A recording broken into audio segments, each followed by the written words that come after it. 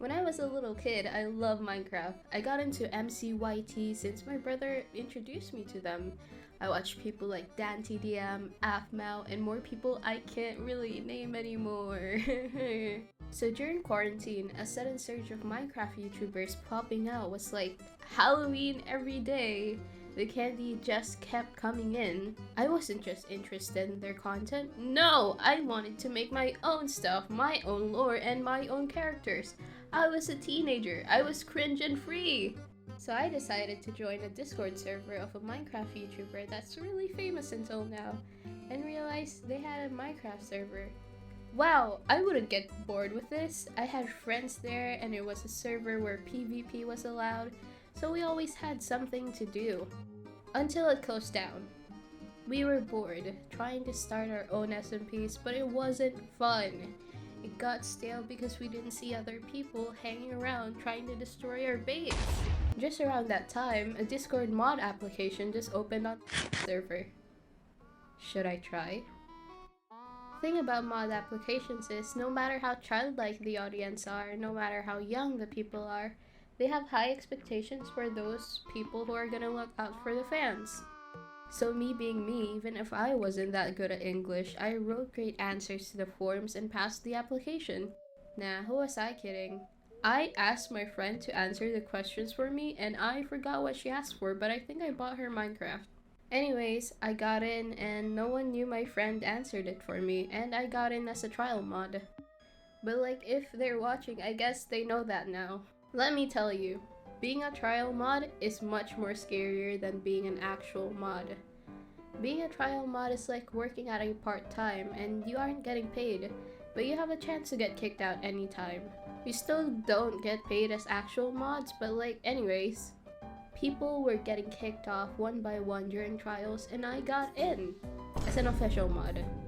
And actually it goes downhill from here.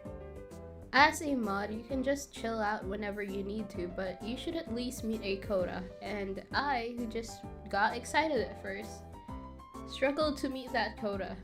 At the same time, I wasn't such a big fan of Minecraft YouTubers anymore, and I had online classes, so it was like fighting with myself every day. I did, however, try to fix this by interacting with people on voice calls. Until one time, I got in a VC and did art for people I was kind of friends with at the time. And for some reason, people started increasing, and I had to draw around 20 members of the server. It was fun. I love the compliments, but I'm never doing that again for free. Another part is people trying to befriend you because they think you're close with the YouTuber. Which is funny because I don't remember ever being able to speak to the guy. I'd actually start clapping for him because he knew how to avoid parasocial people, which is very funny.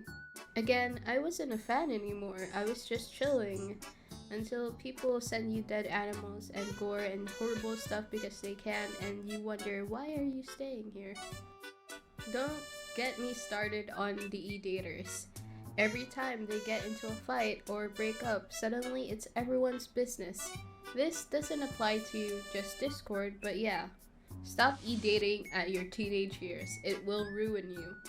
Trust me, I'm speaking from experience. Don't correct me if I'm wrong, because I don't really remember, and I don't want to remember. And I'm gonna be vague as much as possible, just in case they recognize me.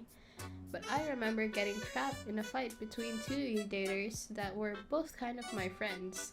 At some point in your stay as a mod, you think about why you're doing it in the first place, but you keep doing it for another day to feed your dying ego during quarantine. I remember during classes, I would just have to deal with raids that said threats or slurs, which was crap, because half of the time I didn't get enough sleep to deal with it. Modding isn't for people that have no patience, because having to warn people is like warning a kid trying to stab a fork on the outlet and you go, no, don't do that.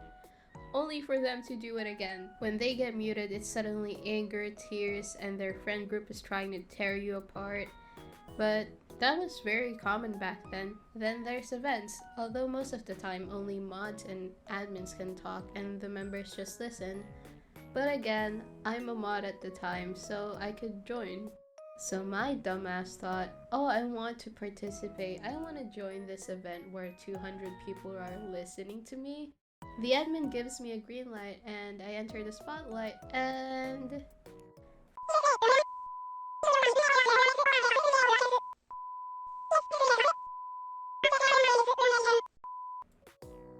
The first mini rule that was given to me was try your best not to swear. You can't blame me. At the time, my form of self-expression was swearing, so I just turned into a mess. Fortunately, the mods and admins found it funny, though I felt like I had to keep apologizing. When the closest friend I had there at the time quit, at some point I didn't like the routine of basically babysitting anymore and quit too. Then I applied again with the same application and got accepted. Then I quit again. There was definitely a lot more drama back then, but I don't really remember anymore. And again, I'd rather not. Some people you meet there are very nice, but it felt like I was doing a corporate rat race type of lifestyle, but in Discord.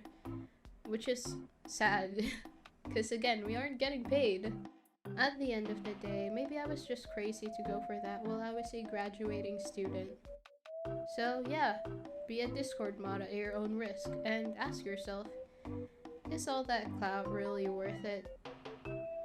And in my opinion, no it's not. Hey guys, end card, I'm really sick if you can't hear that from my voice. Honestly, I don't regret being a Discord mod. I feel like it added up to like a lot of stories I can tell. And I didn't really add this to the video, but at the time someone stole my face and their bio was like cute, sweet, and shy. Unfortunately, I can't find the screenshot of it anymore, but I have multiple screenshots of it talking about it with my friends, so I'll have this instead. Thanks for watching my first video, and I hope you like it because I'm doing more. And if you don't like it, then